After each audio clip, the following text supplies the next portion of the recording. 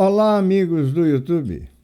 Mais uma vez, Barion Isto é Jazz está aqui comunicando a cultura autêntica do jazz em todos os tempos para vocês.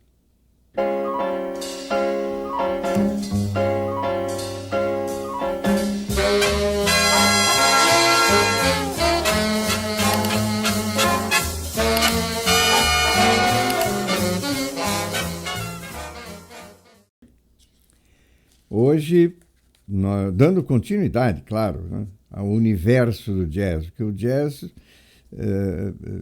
desde o início, tornou-se algo universal.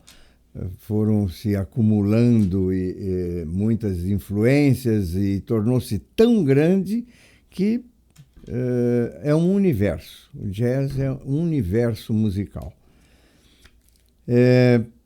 Só fazendo uma analogia aqui pelo o tema que nós vamos abordar hoje, que é o jazz na atualidade. Porque começou lá em Nova Orleans, diáspora, Chicago, swing, mainstream, bebop, cool, hard bop, free, assim, né? O jazz, na parte musical, a parte estrutural até, porque as quantidades de ritmos e formas rítmicas que foram adotadas, né? As fusões, né? Chega a um ponto que você não tem mais do que aumentar, são elementos novos, então você começa a aprimorar o que já tem. Fazendo uma analogia muito rapidamente, por exemplo, com tecnologia e da parte musical, né? As gravações começaram, as gravações diretas no acetato, com um cone pegando os sons, era uma gravação elétrica, mas não tinha amplificação, não tinha nada, e a tecnologia foi subindo, aí os microfones, mas chegou um ponto que você já tinha tudo, tinha microfone, veio todos os sistemas de som, as evoluções tecnológicas, então aí você só ia aprimorando o que já tinha. E muitas vezes você até retornava às origens, em algumas coisas. Assim, o jazz e a música. Veja os discos. Era um acetato, depois o disco 78 rotações, a carnaúba, aí descobriram, fim dos anos 40, começo dos anos 50, o Inquebrável, que era uma liga não de vinil, mas já era o disco Inquebrável, e o vinil, e depois o CD e assim por diante. É tão dinâmico que hoje o vinil está novamente tendo uma projeção e uma preferência mundial muito grande. Pode parecer algo incrível para muitas pessoas, mas a realidade é essa. E o jazz, indo para o jazz, foi a mesma coisa. As evoluções harmônicas, rítmicas, fusões, modos, influências, chegou a um ponto que ou você aprimora ou você começa a pegar elementos da origem e dar uma nova forma de apresentação. Por isso o jazz na atualidade, ele, depois do fusion, depois do jazz rock, acabou aquele ativismo político, a parte sociopolítico-cultural já deixou de ter necessidade ou tão evidente, e os jazzistas tinham que tocar. E, e o que eles começaram a fazer? Buscar nas origens e apresentar de formas diferentes. O free jazz foi assim. John Coltrane, infelizmente, faleceu muito cedo, vítima das drogas, mas John Coltrane, já nos anos 60, fim dos anos 60, ele já falava: nós precisamos voltar às origens, estamos esquecendo as origens. Mel Jackson,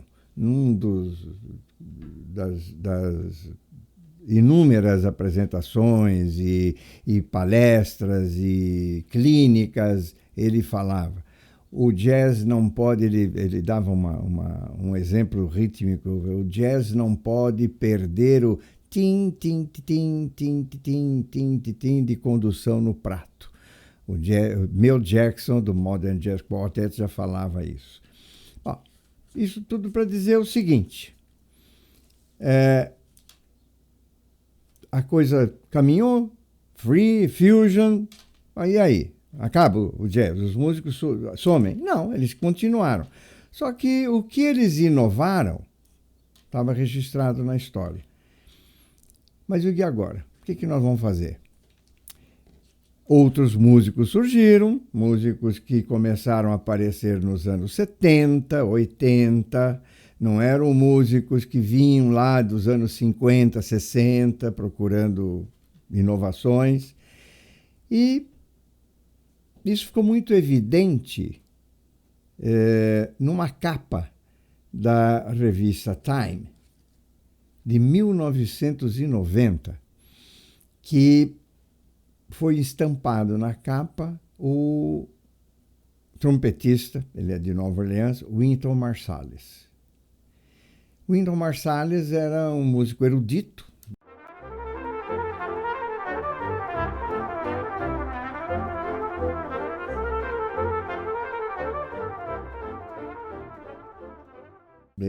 nasceu em Nova Orleans, é uma família Marsalis de Nova Orleans, toda musical. O pai, Ellis Marsalis, foi diretor musical da Universidade da Louisiana até morrer. E o Wynton Marsalis foi estampado na capa da revista Time. E a ilustração era a seguinte: The New Jazz Age.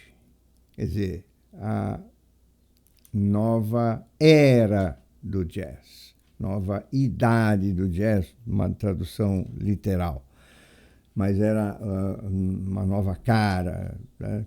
O Wynton Marsalis, em 1990, novo. E alguns diziam que não foi por causa dessa matéria, uma matéria muito extensa da revista Time, vamos dizer, capa da revista Time, né? Muitos diziam que não era por causa dessa matéria que descobriram the New Jazz Age. Diziam que já havia um processo dos anos 80. É uma verdade, né? Como nós falamos em outros vídeos, um processo não é da noite para o dia ou vira uma chave. Até aqui é assim, daqui em diante é assado. Não. Até para assar precisa o aquecimento do forno, coloca, e o processo demora algum tempo. E assim foi a partir dos anos 90, mas vinha já dos anos 80, da década de 1980, sofrendo algumas mudanças. Como é que ficou evidente isso? Muitos músicos do jazz, nós falamos aqui desde os anos 20, 30, 40, migraram para a Europa. E um deles, que foi do bebop, hard bop, muito evidente, nós citamos aqui o Dexter Gordon, ele, depois de 15 anos na Europa, voltou para os Estados Unidos e começou a se apresentar numa casa, num clube de jazz muito famoso em Nova York, né, que é o Village Vanguard, que fica ali no bairro do Village. O bairro do Village é um bairro muito prolífico em casas noturnas, vida noturna, pessoas de todas as classes sociais e sociopolítica, é tudo. E o Dexter Gordon passou a se apresentar no Village Vanguard e ficava lotado. Ele tocando o seu bebop, o seu hard bop. Imagina, nos anos 80, 90, para jovens que nunca tinham ouvido ou não sabiam da existência do bebop, do hard bop, lotavam o Village Vanguard. E aí, então, os críticos, os historiadores, começaram a dizer que foi um renascimento do jazz, aquele jazz. Se fala tradicional, hoje se remota a Nova Orleans. Não, o jazz, com 40, 50 anos, ele já formou uma tradição. Então, é um renascimento do jazz. Satisfação para alguns e novidade para outros, né? E as lojas de discos que ficaram por 10 anos ou mais sem discos de jazz, ou vender muito, ou vendas muito insignificantes de discos de jazz, essas lojas, os discos de jazz ressurgiram das cinzas, por assim dizer. Começou a aparecer. As gravadoras começaram as reedições, isso no mundo inteiro, não foi só nos Estados Unidos, no mundo inteiro. As reedições, o CD estava lá começando, né, nos anos 90, ainda o vinil muito forte, né? Mas o CD já vinha, depois as gravadoras reeditaram tudo em CD. Mas aí as reedições em vinil, e aí a partir dessa matéria da revista Time. Os jazzistas, né? Gravavam muito pouco, ou até quase nada. Os concertos estavam muito raros, isso fim dos anos 70 e os anos 80, e aí, a partir dos anos 90, essa matéria da revista Time foi muito importante e determinante para o renascimento, o ressurgimento do jazz. Como eu disse antes, ressurgiu das cinzas. Aí os shows voltaram, as gravações voltaram e o jazz voltou a ter o seu lugar presente. Na época, anos 90, né? Fim dos anos 80 e anos 90, aqueles que se interessam um pouquinho pela evolução da música, duas figuras pop dominavam o cenário, né, da música internacional. Era a Madonna e o Michael Jackson.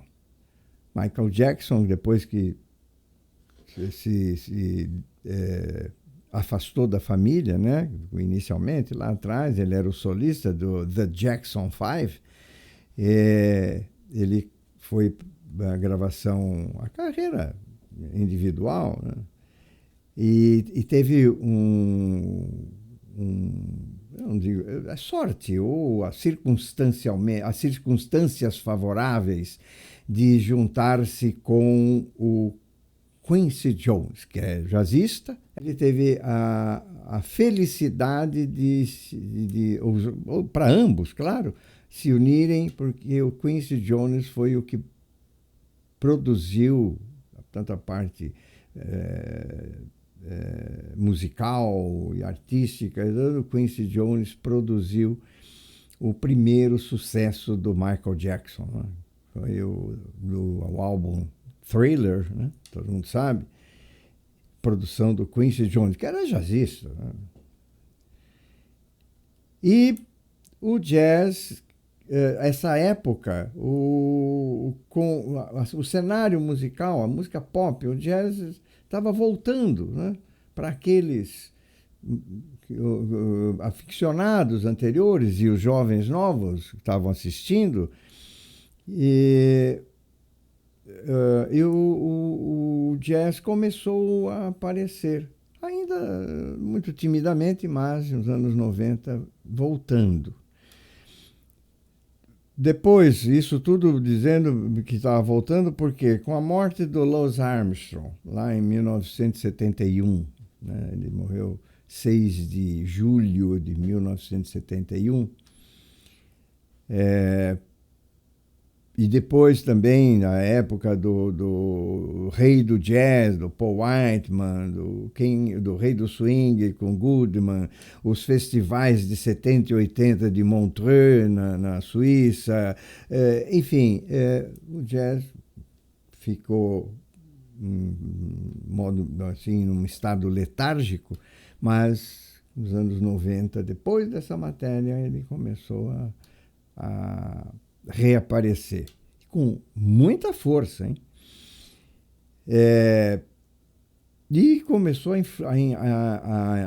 influenciar o mundo, não só na parte musical, hein? A palavra jazz começou a sair perfumes, jazz, roupas, jazz. A palavra jazz voltou, acessórios, né? E até teve um escritor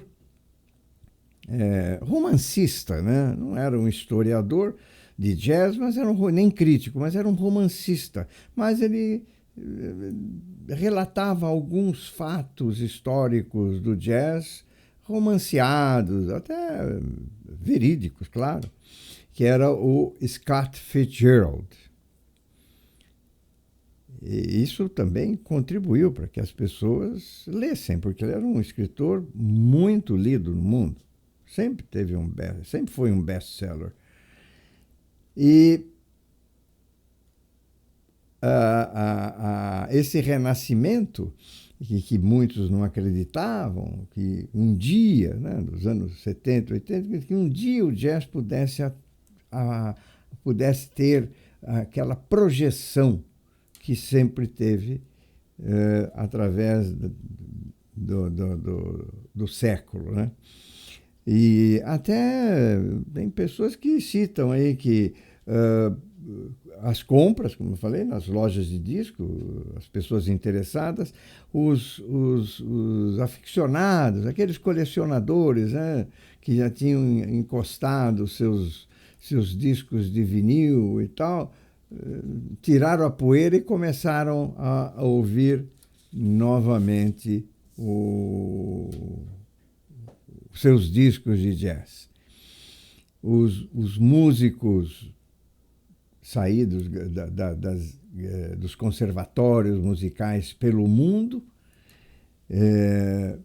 muito entusiasmados, os jovens músicos, e eles ouviam, né, nos anos 90, né, saíam e ouvindo um saxofonista da época que teve uma importância muito grande e foi muito ouvido, influiu muito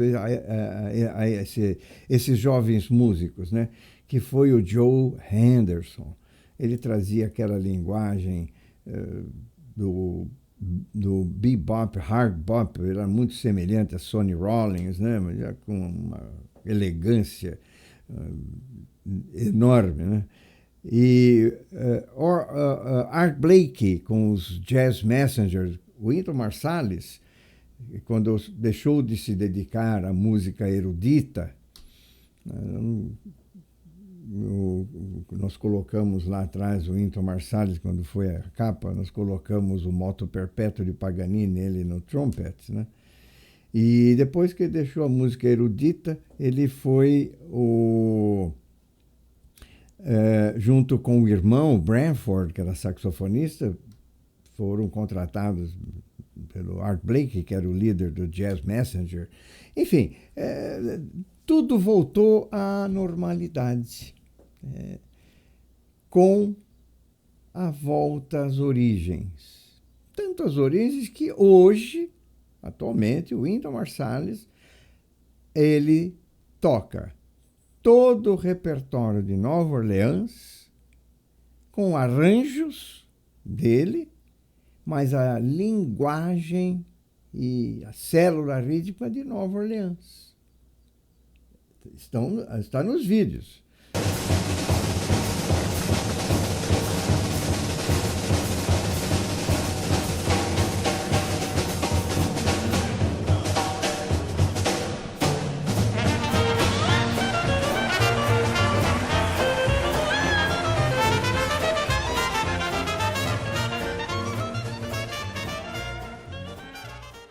Inclusive um muito famoso que ele gravou com Eric Clapton, que o Clapton também sempre, ele é um amante do jazz tradicional, blues, né?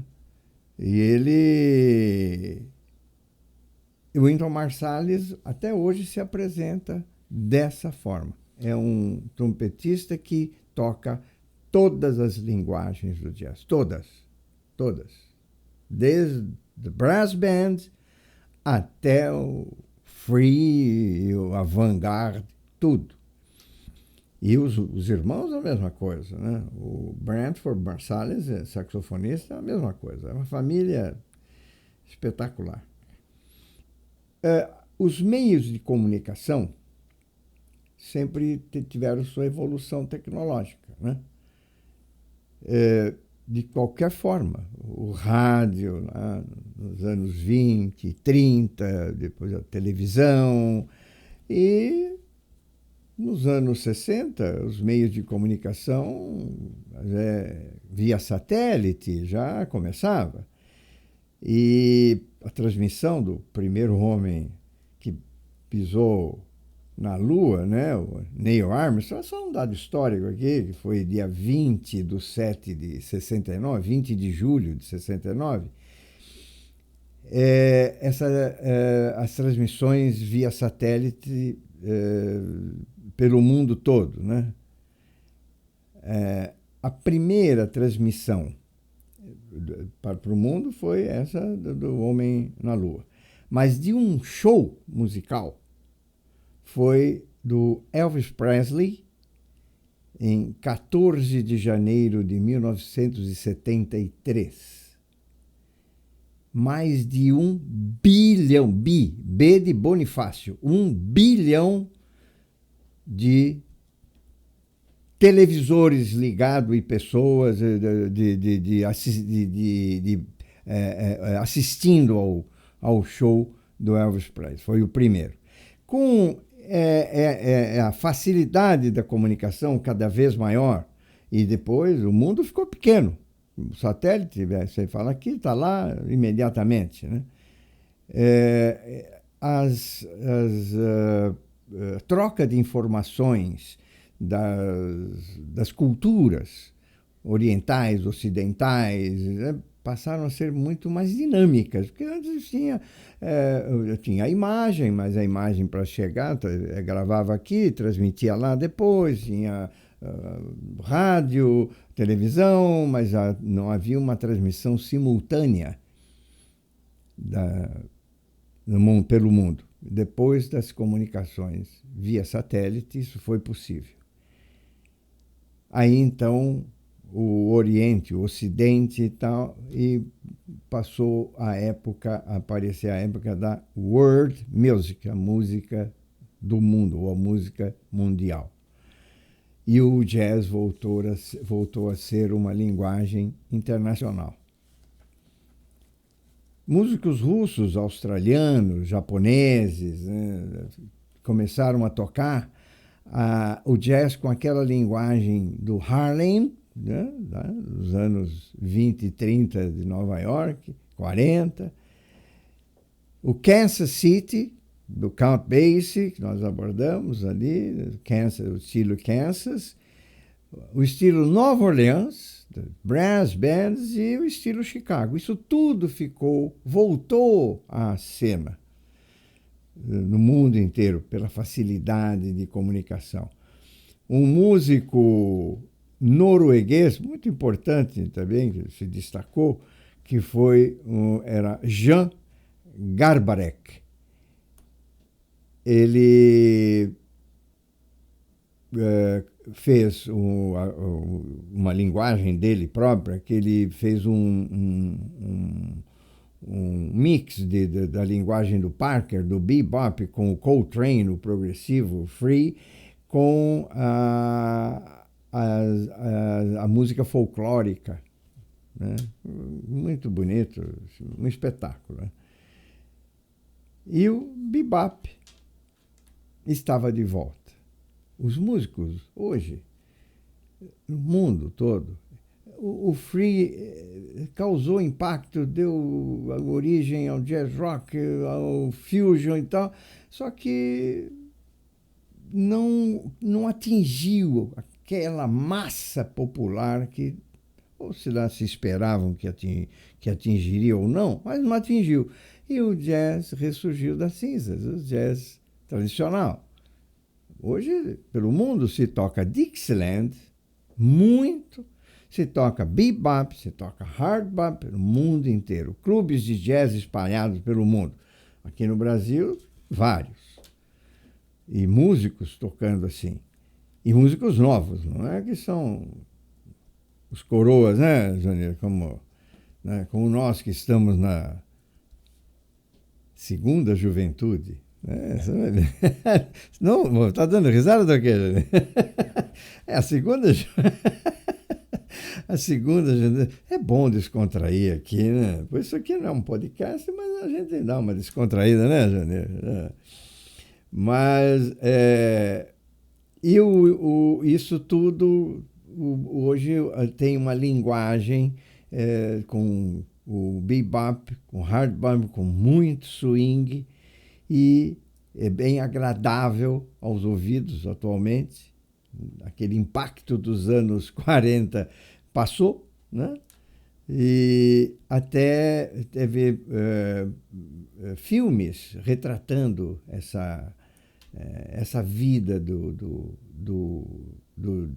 jazz e da história de jazzistas. O primeiro, né, que foi um filme produzido e dirigido pelo Clint Eastwood. O ator é vivo, 90 e tantos anos, todo mundo conhece. O Clint Eastwood detém a maior coleção de jazz do mundo. Mora lá em Carmel, na Califórnia, e ele tem a maior coleção de jazz do mundo. Todos os filmes do Clint Eastwood têm temas jazzísticos, todos. Então, ele produziu o filme da história da vida do Charlie Parker, que foi o filme Bird. Vocês procurem. Foi o filme do Clint Eastwood. E logo em seguida, um outro, aí já um francês, o Bertrand Tavernier. Esse produziu um filme chamado Round Midnight. O Dexter Gordon, que ficou muitos anos na Europa, inclusive nessa época da produção desse filme, ele morava na Europa, ele foi o protagonista do músico e ele estava lá representando o Lester Young. Lester Young, dos anos 30, 40, 50. E o Round Midnight não é a história de um músico, mas e sim do ambiente musical e dos jazzistas. Né? Então aparece um pianista, era a história de um aficionado que ia assistir, e aparece um pianista na cama e tal. Era o Bud Powell, faleceu também vítima das drogas, né? E assim formou-se, com tudo isso, uma nova prole, a prole dos anos 80, 90, dissemos. O Joe Henderson lá atrás, aí começou a aparecer o Woodshaw, trompete, Fred Hubbard, que tinha saído lá do Fusion, aderiu, aliás, o renascimento do jazz, do bebop, hard bop e assim por diante. O Woodshaw, inclusive, para ele manter a linguagem bop, hard, bebop, hard bop, ele se juntou com o pianista Don Pulling, que era um egresso da banda do Charles Mingus, né? O tenor George Adams e a bateria do Daniel Richmond. Eles fizeram esse grupo e mantiveram a linguagem por muitos anos, até a morte do baterista, o Danny Richmond. Aí, infelizmente, o grupo se desfez e continuaram tocando, né? Os músicos do Fusion fizeram um revival, né? Um renascimento do bebop. O Michael Brecker, né? Que já citamos aqui. O guitarrista, o Michael Brecker, tenor. O Pat Metheny. O McCoy Tyner, pianista, que tocou lá com Coltrane e tal, voltou com o bebop, o hard bop e o jazz na linguagem tradicional. E outros pianistas, né? Uma mulher muito talentosa, a Joanne Brackeen, Steve Kahn, pianista, o Jerry Allen, que era muito semelhante, discípulo do Bill Evans. O Keith Jarrett é o mais famoso, né? O Keith Jarrett, a mesma coisa. E os dançarinos começaram, as escolas de dança, a gente fala dançarinos, as escolas de dança começaram a pegar esse jazz do bebop, porque vocês lembram que a dança, o Lindy Hop, surgiu lá nos anos 20, 30, 40, né? Surgiu fim dos anos 20, começo dos 40, mas as escolas de dança contemporâneas, né? Isso eu falei 90, mas isso foi já nos anos 2000, 2010, as escolas começaram a pegar aqueles temas, as gravações, as músicas daquela época e adotaram na coreografia do jazz. Muitas escolas. Os disc jockeys, DJs, né? DJ quer dizer disc jockey, né? Os DJs começaram a tocar nas rádios. Conclusão, o jazz está aqui novamente. Todo mundo fala jazz. Ficou um pouco esquecido, o pop tomou conta, mas o jazz hoje está no mundo com muita força. Haja vista que o vinil está aí no mundo, preferencialmente para aqueles que querem ouvir a qualidade da gravação. Meu amigo Janir aqui sabe que o CD, a gravação digital, ela tem limitações. A analógica, que é o vinil, reproduz fielmente tudo. Harmônicos, de agudos, de graves, de tudo, porque a gravação digital ela corta determinadas frequências altas, sobretudo. Então perde a profundidade do som. E o vinil está aí. Fábricas de vinil no Brasil que estavam fechadas, hoje tem pedidos para 5 anos para frente.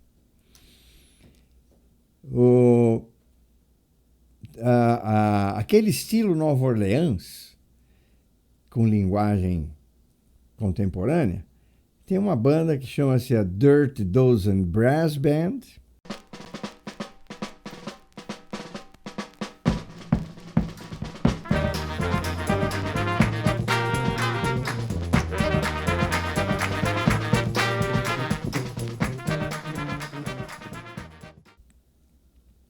que é uma banda de 8 figuras com tuba, formação como Nova Orleans. Um trompetista dessa nova entre aspas, né? Aqueles que adotaram novamente o jazz e começaram a regravar todo o repertório do jazz. Roy Hargrove, Wallace Roney, também. Courtney Pine, o Andy Shepard. São nomes que eu estou citando aqui que vocês procurem para ouvir. Tinha um pianista inglês, que é o Julian Joseph, também explorando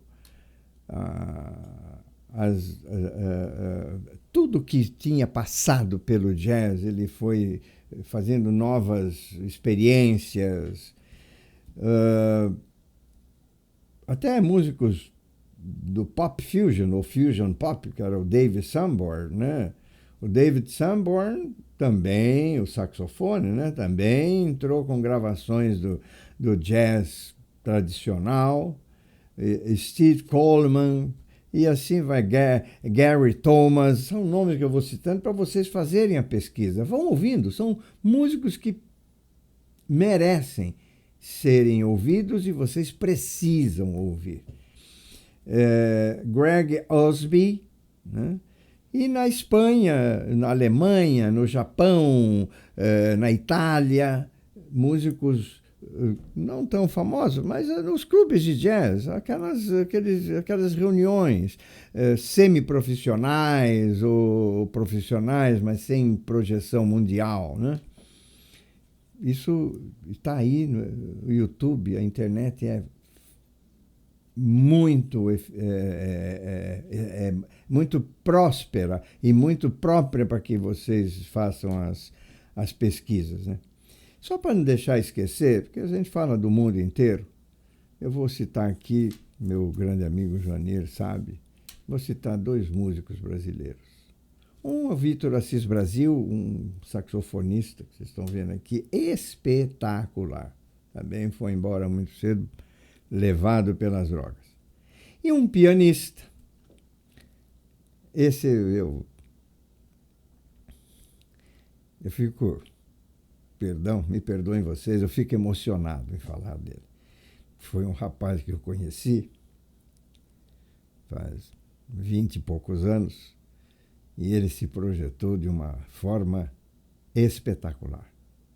Edson Santana. Para nós aqui, né, Janeiro? O nosso Edinho. Grande Edinho. Vocês estão vendo aqui, ele tem aulas, se graduou em arranjo e composição, já tocou no mundo, festivais de jazz pelo mundo, tá, saído de Joinville. Itaiópolis nos deu o Ayrton Moreira. Muito bem. Me perdoem vocês, mas são coisas que eu vivi e continuo vivendo e aprendendo. Eu agradeço muito a atenção de vocês. Pesquisem, ouçam. Vale muito a pena para aqueles que quiserem continuar evoluindo. Curtam, pelo amor de Deus, né, Janeiro?